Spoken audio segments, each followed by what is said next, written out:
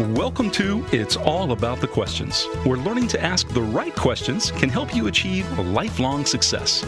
Now, here to help you ask all the right questions is award-winning author, international speaker, and business strategist, Laura Stewart.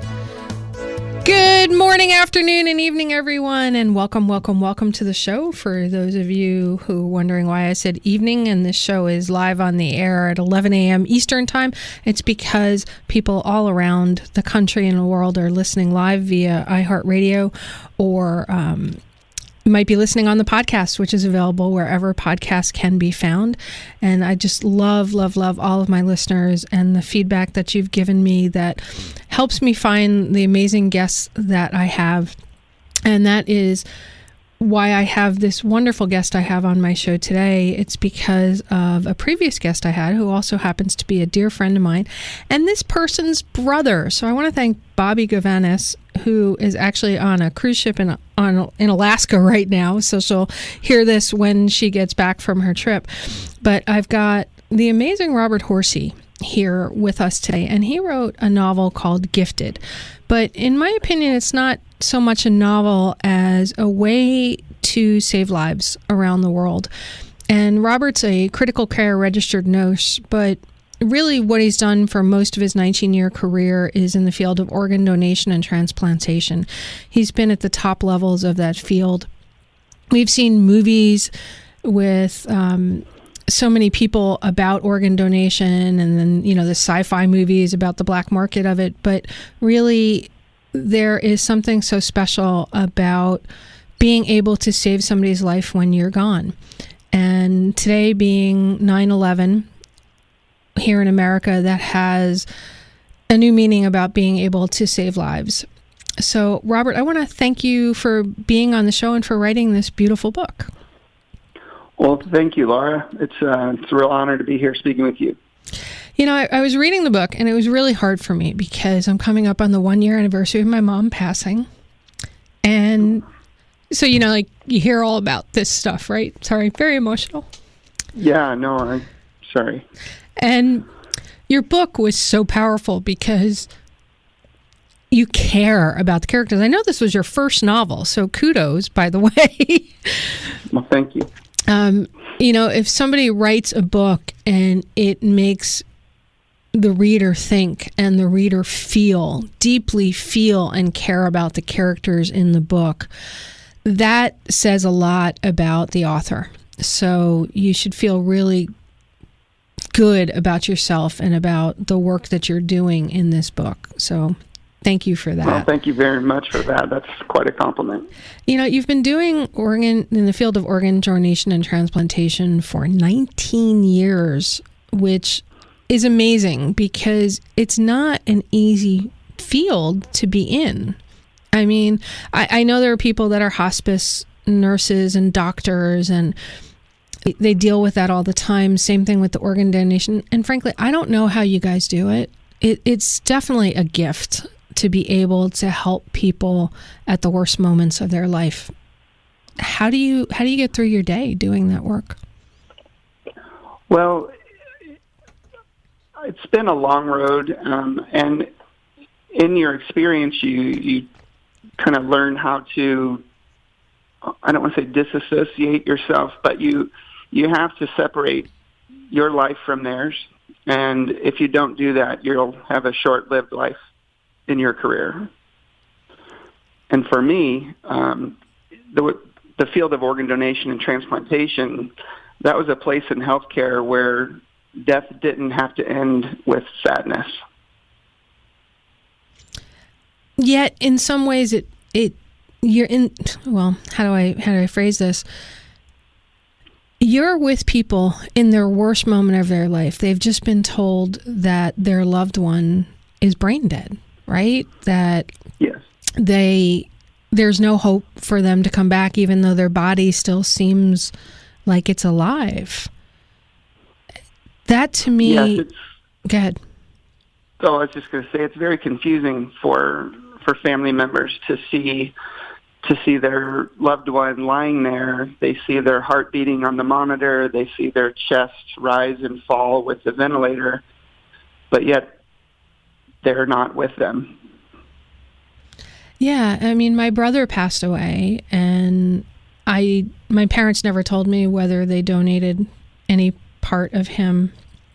I was 10 years old at the time, and his heart failed. He had a heart condition, so I don't know whether, I know his heart couldn't have been donated at that point in time, although he had the biggest heart in the world.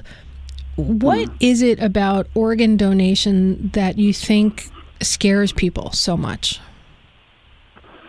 Well, unfortunately, the media and television and movies have really done a disservice in some way in promoting organ donation, and that's because they just get it wrong. They put stories out there that they aren't accurate, and they try to over dramatize an already dramatic situation, and it just makes it come off wrong. So what's the right way to be thinking about it? Well, I think getting consultants to contribute, professional people in the field, and then take their advice and not try to make something over the top. It's a very dramatic situation if they were just to let it play out. What do you mean, let it play out? Oh, the storyline, the situation, the circumstances around the death, and then the storylines about the recipients. You see movies and read books, and they just get it wrong. How do they get it wrong? Well, they're just inaccurate. For example, there's a TV show out now, and I won't say the name, but they actually had a liver on the back of a car in the middle of a traffic jam. I mean, that would never, ever happen. I did see that episode. Yeah, and it makes me cringe. And people who are on the fence about their donation decision see that, and it immediately makes them think, I'm not going to do that. I don't want to be involved in that. And they don't want to be involved with that because they think that the organ that they donated isn't being treated with respect? Correct. Okay. All right. Now, your book, Gifted, how much of what is in your book is based on the true facts of your own life? I'm going to guess that every single thing in here related to the organ donation part is. But I feel like a lot of you is in this book. That's true. While it is a fictional novel, it's loosely based on my career, mostly spent in St. Louis working for Mid-America Transplant. I would say largely, 80 to 90% of the storyline is taken from other family members that I've worked with in the past. Okay, so, because I was wondering, I'm reading the different stories about this beautiful character, J.T. Stone, and his mom and his brother, and what you went through, you really created this beautiful character of J.T. Stone, and I don't want to give away what happens to him, but since everybody knows this book is about how one person's death can save 8 people's lives. Is that correct? That's correct, yeah. Okay. What are the organs that can be donated, by the way? So the heart, the lungs, and the lungs can actually be divided and given to 2 recipients. The liver, the pancreas, the intestine, and both kidneys can obviously go to individual recipients. So that's a total of 8. Okay. And what about the eyes? I had heard that eyes or corneas and stuff like that are now being considered for donation. Yes. Those are considered tissue.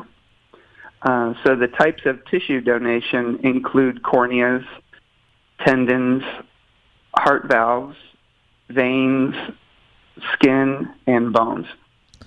Wow, so you can really pretty much just take every part of a human being and help save somebody else's life? That's absolutely right. A single tissue donor can enhance the lives of up to 75 people. That's pretty. And if you were to ask a tissue recipient, did their lives get enhanced or saved, I bet 100% would say saved. Yeah, I hear stories all the time about people who received a cornea from somebody who passed away. And of course, then, and all of a sudden they can see again when they pretty much were completely blind. That to me is amazing. And I know people who have received hearts from people, my neighbors up in Connecticut. He was on, what's that thing where they put something on you and they run your heart through this thing? I can't remember what it's called. I can't even remember. But he literally had to stay within a 45-minute to an hour drive of the hospital because they never knew when a heart would come in. Yeah, he may have been on an external pump called an LVAD. LVAD, yes, that thing. And he had been on that. Yeah. And finally a heart came in and he's doing really, really well. 10 years later, he's still doing amazingly. So we're going to come back after our first commercial break. We're here with Robert Horsey, author of the novel Gifted, but really talking about real-life organ donation. We'll be right back. Robert, I know you were having some echoes on the line. Hopefully it is better now. I know you're calling in. Where are you, in St. Louis? No, I'm in Indianapolis, Indiana. Okay, so hopefully you're not going to be dealing with any of these hurricanes that are approaching the coast of the Carolinas right now. All right, so we've had our share of rain the last few days, I'll admit. Oh, well, I have a feeling that the whole world has been. Well, I know for a fact the whole world's been dealing with some crazy weather and some crazy things. And, I was checking things before I went online, before I got on the air, and I was looking at the news, and there's just so much craziness that's going on in the world, which I think is why, for me, organ donation is such a top of mind for me. And then, of course, you sent me your beautiful book, Gifted, which is available wherever. Is available on Amazon.com and left-bank.com as well. And correct. The book's website is gifted-thenovel.com. But we were talking before the break about how there's a lot of misconceptions about organ donation. And your book explains the process so beautifully. And can you can you explain the process of organ and tissue donation, what it means for the loved ones who have signed that piece of paper, or how somebody even gets on the list? Sure. The process begins when a patient suffers an irreversible neurologic injury that there's no chance of recovery from. A lot of thorough testing and evaluation is done to determine what's called brain death. And prior to brain death, hospitals go to extreme measures to try and save that person's life. One of the misconceptions out there is that if you have a heart on your license, the hospital is not going to make a great effort to save your life. And that is so untrue. I wish there was something more I could do to help dispel that myth, but I tried to explain that in my book, the efforts that are taken to save someone's life. But once that determination of brain death is made by the hospital, organ procurement organizations are contacted as a referral for organ donation. A representative from that organization will come on site and do an evaluation of that patient to see if they're eligible for organ donation.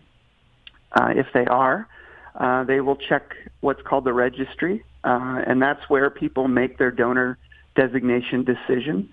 They can register to be organ donors, and that takes the burden of that decision off their family members. That's also covered in the book. Once that decision is made, and we'll just assume that consent is granted for the donation, then the clinical team arrives, and that's where I come in. I'm part of that clinical team, and we come on site, and we in effect take over care of that patient. Most times they are very unstable, hemodynamically unstable. What does hemodynamically mean? Because of the insult to the brain, there's a period of time where their bodies begin to shut down. So we come in and we assess and treat according to ventilators to take over their breathing effort, because they no longer can breathe once they're brain dead. That is controlled in the brain. We provide them with medications to help support their heart. Again, because of their brain injury, a lot of the hormones that are required to support the heart are no longer provided by the brain. And so the circulating volumes of those hormones decrease steadily, and without intervention, the heart will stop. So in a lot of ways, by your team going in, you're also helping the patient, if they can recover for some miraculous reason, you're supporting them for that as well. Well, if it comes to the point where we're brought in, the diagnosis of brain death has already been made, which is an irreversible diagnosis. So if we were involved, there is no chance of recovery, and that is explained in great detail to the family. Okay, and the reason that you're doing all of that is why? To support the organs so that we can begin the process of evaluation of each organ system to assess for viability and their transplant eligibility. I couldn't get over how much work has to go in to determine what organs might be able to be used for somebody else. And I didn't get a good idea of how much time in your book it takes for when somebody's been declared brain dead and you've spoken to the family at that really horrible time of their life, and they've said, yes, okay, we're going to do organ donation and tissue donation. How long does it take for you to go through that process and determine viability and then find a match?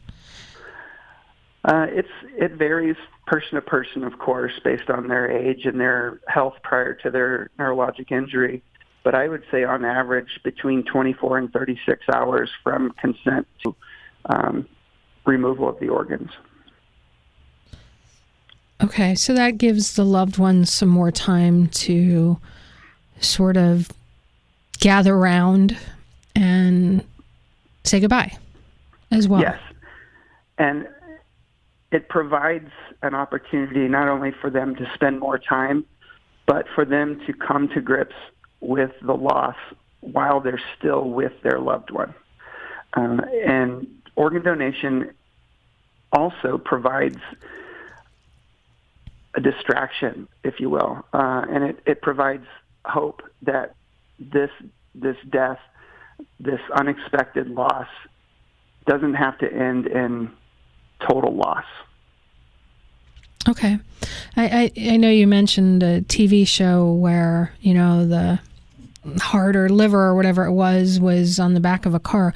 But at the same time, I've also seen on some shows where they really go through the pathos, the emotionality of it. It's not quite as dramatic, right? And crashes and things like that happening with the organ donation. And I think it's a very special thing that somebody can do for somebody else when they're gone. And I don't know if there are religious contexts to it for a number of people, but we're going to be going into the national news break. And Robert Horsey wrote this beautiful book, Gifted. It's a wonderful novel that I was crying throughout because I cared so much about the characters, even though I knew, because I had the conversation with you, Robert, how the book was going to end. It still surprised me at the end as well, by the way. Just want to let you know that. And for anybody listening, I highly recommend you get this book and read it and share it with the people you love. But have a box of tissues handy nearby, well, especially if you're as emotional as I tend to be. But we're going to be right back, Robert. We have to go into national news. And but people can get your book at Amazon, right? Yes, it's available on Amazon.com. And it's also available at www.left-bank.com. They have signed copies available at that website. Awesome. All right. That I left in St. Louis. Okay, perfect. And we'll be right back after the national news break. Welcome back, everyone. If you're on the podcast, this was instantaneous. You didn't have to go through the national news or any of the commercials.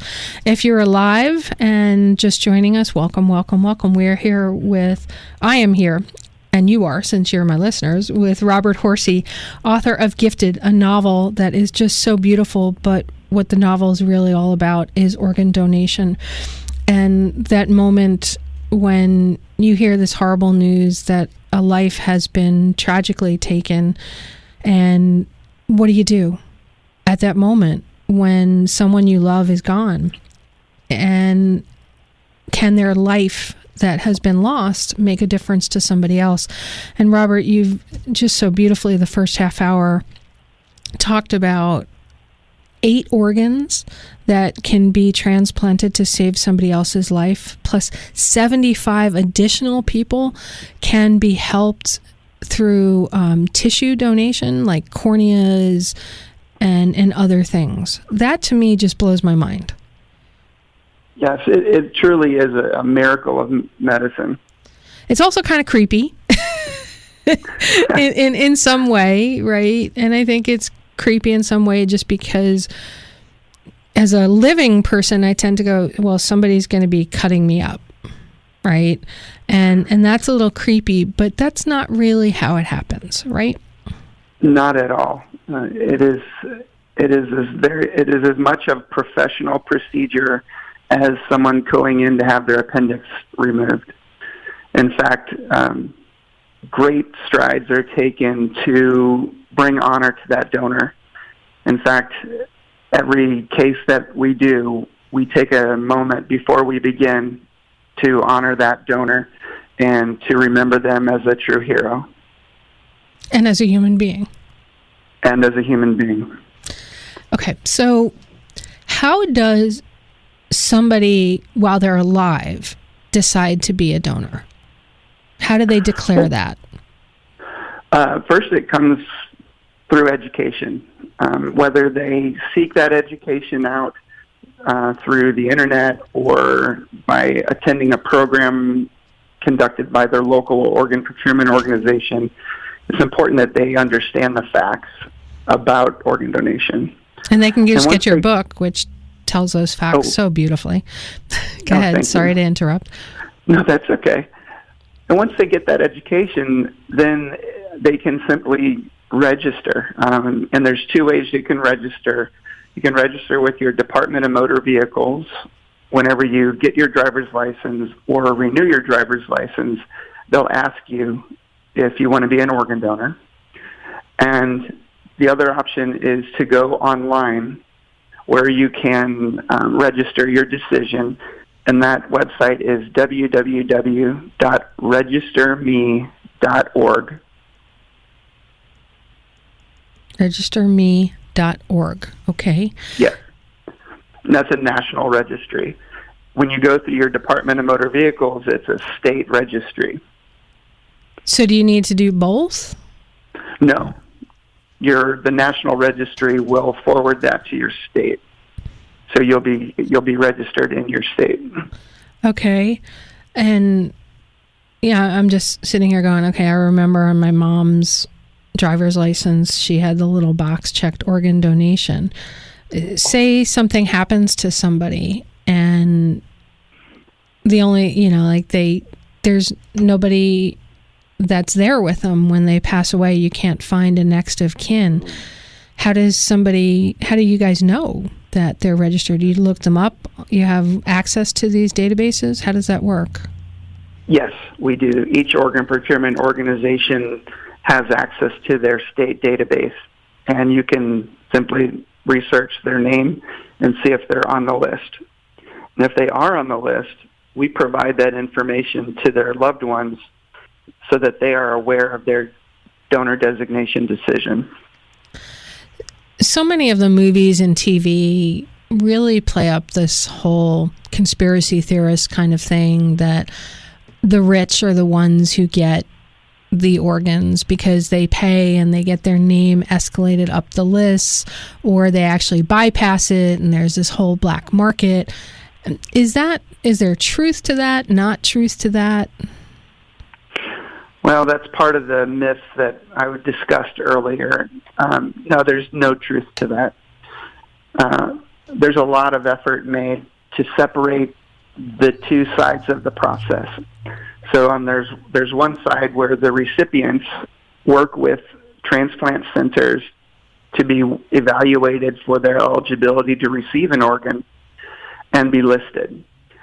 And then on the other side is the donor process, which is managed by the organ procurement organizations. And those two entities are completely separate. That way there's no chance of manipulating the system. Now, there's two kinds of organ donation, right? There's the one when somebody is deceased, and we've really talked a lot about that. But there's something called living organ donation as well. Is that correct? Yes, that's correct. How do they differ? I mean, other than the fact that one's alive and one's dead, I get that, but, you know. Yeah. As we discussed, there's the deceased donor is someone that has suffered that neurologic brain injury that there's no chance of recovery. The living donor, this is two live patients, one who needs an organ and one who's willing to provide an organ. So there are two types of transplants that can happen from this. One is a kidney donation, and one is a liver. Obviously, we as human beings, we have two kidneys, and you don't need both of them. So you can donate one. We call it sharing your spare. Oh, I like that. Sharing your spare. Yeah, okay. Share your spare. And then the other organ that is able to be transplanted from a living donor is the liver. The liver can be separated, and a partial donation can be made, leaving enough liver for the donor and enough livers provided to the recipient so that they would be able to survive. And the liver is an amazing organ. It has the ability to regenerate, and it will grow to meet the needs of each of those people within a few months. Within a few months? Yes. Wow, I'm surprised researchers aren't researching more about that to figure out how other organs can do that. Or maybe they are. They have, and I can't speak to that, but it's an amazing thing. The liver is an amazing organ. Now, does the same process happen with living organ donation versus the more traditional that we're familiar with when somebody's deceased in terms of having to match organs? I would imagine that's got to be a really complicated process. It is a complicated process, not only from the matching perspective, but the person willing to donate their organ has to go through a thorough evaluation, not just physical, but in mental and emotional evaluation as well. Okay, elaborate on that. Just to be sure that they're completely aware of what they're doing. You know, this is a life-risking procedure for them as well, and that they're doing it for the right reason. You know, they want to truly help someone. They're not doing it to gain anything. So it's just an exhaustive evaluation. Okay. Now, going by TV, right? But also going by your book, which I thought was so amazing. In your book, you shared about how his organs were donated to people. One was right there in the same hospital. Something had happened to somebody. They were in the emergency room and they were a perfect match. But then doctors were from all over. Is there a distance that you can travel if an organ has to be donated? I mean, TV, everybody talks about timing, like it's only so long that it would be viable. Yes, they did get that right. Okay. So they got something right. You know how I feel. I do. each organ does have a limited amount of time that it can survive outside the body, outside of perfusion of oxygenated blood. So, and it varies per organ. So the heart typically has the shortest amount of time that it can be outside the body, and that's is around 4 hours, 4 to 6 hours. And the liver can be out 6 to 8 hours. The pancreas can be out around that same amount of time. Lungs, about 4 to 6 hours. And kidneys can be outside the body for a little bit longer, up to 24 hours if they're on what's called a kidney pump. So when you start looking at those statistics, does that make a difference for on the list kind of thing? I mean, when the transplant people like yourself, the coordinators and everything, you've determined, okay, there's 8 organs that are viable, and you start going through these national, international lists of people that are on it, going, okay, this one's at the top of the list for the heart. I'm assuming you're hitting the top first and seeing who the match is, or does it work some other way? For the most part, you try to serve the recipients within the general area of where the donor is. So if you think about it, the donor is, imagine a dartboard, and the donor is the bullseye. So you want to service the recipients around the donor first, and then the next circle, and then the next circle, and that's based on need at that point. So the neediest people in that first region get serviced first, and then the neediest people in the second region get serviced next if it's not taken by that first circle. And the idea behind that is because that gives the organ the greatest chance of surviving the transplantation, having the best effect, best outcome? That's exactly right. Okay. All right. I'm getting it. I'm getting a feel for all of it right now. And we're going to go into our last commercial break right now, and we'll be back with more from Robert Horsey, author of the really beautiful book, Gifted. I know to all my listeners out there, this is not your normal conversation that I have on this show, but I think it's something really important. And when Bobby Govanis, my dear friend, introduced me to her brother Robert, I just thought it was an important message to be out there in the world that we needed to do. And because I have my own radio show, I get to do it. You know, there has to be some power that I have as a radio host, right? To put out messages that I believe in so deeply. I applaud your choices. Well, thank you. Robert, are there reasons why somebody can't be an organ donor? There are situations where patients, they have certain conditions like heart conditions, or they have liver disease. So that would preclude them from being able to donate those organs. But I would not, or I should say I would discourage anyone from making their own decision based on their health situation. Let the medical professionals decide if you have viable organs for transplant. The big decision for the individual to make is, do you want to help other people in the situation where you are an eligible donor? Well, but what if, I don't know what you're testing for, right? But say somebody has leukemia or something like that, that will show up when your team is there evaluating? Are there things that don't show up? Because that's a fear people have. What if I get an infected organ? Right. That's very true. We do a very thorough evaluation of each organ donor, and sometimes we find things that they didn't even know they had, such as cancers.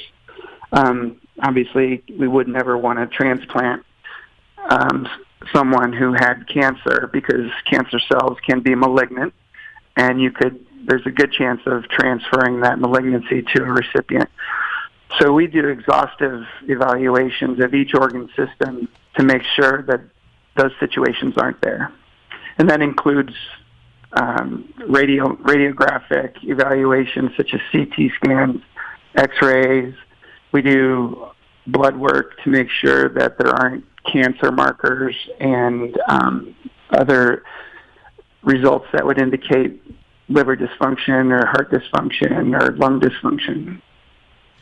In these days of Lyme disease, is that stuff that you guys track as well, or no? And I know you and I have talked about it a little bit, but I'm just kind of curious. We don't typically evaluate for Lyme disease.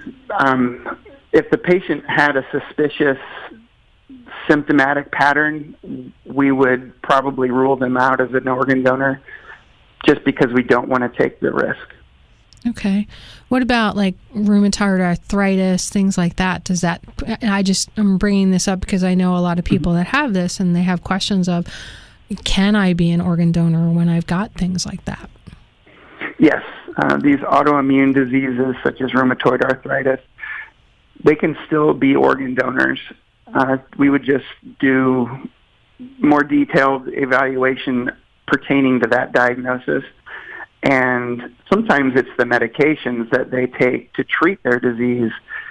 It could cause problems with their organs, which would make them not transplantable. And I know my mom was on blood thinners for so long and steroids for so long, and she was an organ donor, but she was also 88, and she passed away from a massive stroke just about a year ago. So she wouldn't have been a candidate because of all of that, and plus her age, correct? But that shouldn't stop you, as you said earlier, from registering yourself. That's correct, yeah. Unfortunately, due to her age and health situation, she would not have been eligible to be an organ donor. Okay. Now, and this is going to be a tough question for me to ask, but I think it's important for my listeners to know, because of religious reasons and things like that, people, and for emotional reasons, people wonder, I wonder, if after organ donation, is there anything left to bury for somebody or perform a service over for end-of-life service? That is a great question, and one that we get quite frequently from families who are considering donation. And the answer is yes. The procedure is done in such a way that preservation of the body is maintained, so that there can be a viewing, there can be an open casket. So organ donation, the process of organ donation and tissue donation doesn't rule out the option for viewings. I think that's it's an important thing for people to understand, because I would imagine that in that moment, even if you're having somebody cremated, it's a feeling that of closure. Is that the right word, Robert? Mm-hmm. And Yes. how long does that process take from when somebody has been declared brain dead to when you're doing everything? I know you said there's like 24 to 36 hours for all the testing and everything, but how long does that sort of delay that process of closure? So in addition to that 24 to 36 hour period for the organ donation to take place, the tissue donation then follows the organ donation. So that is typically about another 10 to 12 hour process, not just the procedure of the tissue retrieval, but everything involved from transportation to just the other logistical things. So you're looking probably at 48 hours from the time of consent to the time the body is delivered to the funeral home. So it's not that long, actually. Not really. Not in the grand scheme of things, considering the gifts that are being provided. I mean, I remember when my father passed away, and it was hospice in the hospital, and there was no investigation or anything that needed to happen, although supposedly because he died from a fall in the house, although he lived for we had surgery and everything, but he passed away. His body kind of got lost for a couple of days at the hospital. And it was really weird because we kept waiting to hear from the sheriff's office or whoever it was that, okay, the medical examiner, that it was okay and Dad was going to be at the funeral home. And then I didn't understand why after like 4 or 5 days we hadn't heard anything. It was new to me and my mom. Mm-hmm. And then we found out that somebody forgot to notify somebody. And, oh my goodness. And it was so... I mean, that was worse, right? I would think than this, but I really don't know. The processes happen, and I just laughed because my dad would have thought that was absolutely freaking hysterical. And I'm sure he kind of did that just to give us a laugh and go, all right, it's not him, it's his body, right? My dad's gone, because I literally felt him leave at that breath, and my mom too, so... last thought you'd like to leave my listeners with around your book, around organ and tissue donation? Well, we just talked about how people can become registered to be organ donors. I think it's important, too, after they make that decision, that they do a few more things. And I just would encourage people to have a discussion with their family members about their donor decision. Let them know that you've decided to be an organ donor if and when that happens. Then I would ask them to continue to educate themselves and share that information with other people so that we can get more education and more information about organ donation and donor designation out into the community. And then they can also be getting involved with their local organ procurement organization or church or civic groups who volunteer and help with organ donation. And what I think is so beautiful about your book, Robert, is when you're making that decision, a family member or loved one, or even the person who has power of attorney, you're not alone because they've got people like you right there with them. Well, thank you very much. I appreciate your kind words. It's not an easy decision to make for somebody after they've passed, but if you make those decisions by going to registerme.org before then and let your family know, then you can make it easier for them at that moment in time of your passing. So Robert Horsey's book called Gifted, out at Amazon.com. Go grab a copy and share it with somebody you love. And remember, everybody, the right questions can change your life. So what are you asking today? Have a great day, everyone, and hug someone you love. You've been listening to It's All About the Questions, starring Laura Stewart. Connect with Laura at it'sallaboutthequestions.com and download a free workbook that will help you ask better questions starting today.